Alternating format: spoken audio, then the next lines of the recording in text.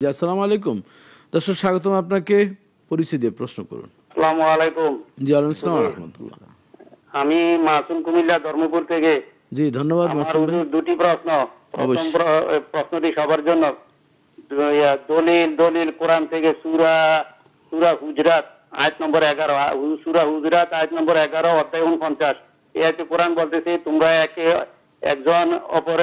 একে অপরের দোষ ধরিও না, নিজের দোষ ধরো। তোমরা একে অপরের দোষ ধরিও না, নিজের দোষ ধরো। ওয়ালা তালমিজু আনফুসাকুম।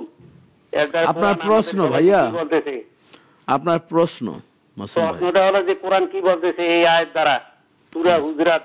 বুঝতে পারছি। জি, দ্বিতীয় প্রশ্ন।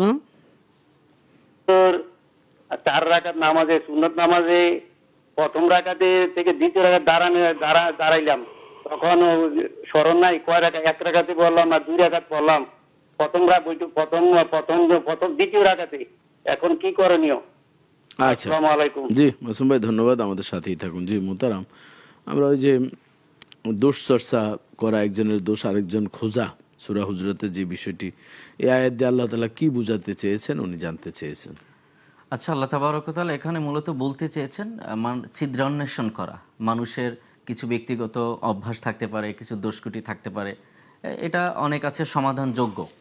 যদি সমাধানযোগ্য হয়, আমাদেরকে রাসূল সাল্লাল্লাহু আলাইহি ওয়াসাল্লাম এটা কিন্তু আবার হাদিস শরীফে সলিউশন দিয়েছেন যে তোমরা অপর ভাইয়ের দোষত্রুটি গোপন রাখবে, আল্লাহ তাবারক ওয়া তাআলা কিয়ামতের ময়দানে তোমার দোষত্রুটি গোপন রাখবেন।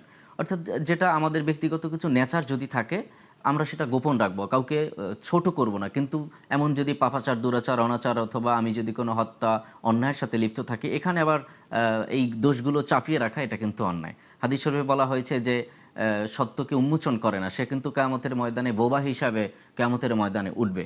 সুতরাং দোষ ত্রুটি বলতে যেটা আল্লাহ তাবারক ওয়া তাআলা, মানুষের ব্যক্তিগত কিছু দোষ ত্রুটি থাকে, আবার সামাজিক পর্যায়ের কিছু অন্যায় অপরাধ থাকে, রাষ্ট্রীয় পর্যায়ে কিছু অন্যায় অপরাধ থাকে। এগুলো প্রতিহত করার জন্য আল্লাহ রাসূল সাল্লাল্লাহু আলাইহি ওয়াসাল্লাম আমাদেরকে বলেছেন, সত্য উন্মোচন করার জন্য বলেছেন। কিন্তু আমার ব্যক্তিগত কিছু দোষ যদি ত্রুটি থাকে, সেটা গোপন। তাহলে আমরা বলতে পারি মূল কথা হচ্ছে যে ছিদ্রান্বেষণ যেটি বলছেন, আমাদের ওয়ালা ইয়াগতাব বা'দুকুম বা'দান ওয়ালা তাজাসসু, তোমরা একজন আরেকজনের দোষ চর্চা করবে না, হ্যাঁ, পরনিন্দা করবে না। এই দোষ চর্চা যদি আমরা দুনিয়াতে করি, আল্লাহ তাআলা কিন্তু হাসরের কঠিন ময়দানে আমার সমস্ত দোষগুলোকে উন্মুক্ত করে দিবেন। তখন কিন্তু এই কঠিন মুহূর্তে আমরা লজ্জিত হব। এই জন্য আমরা সেটি যাতে না করি। জি, ধন্যবাদ।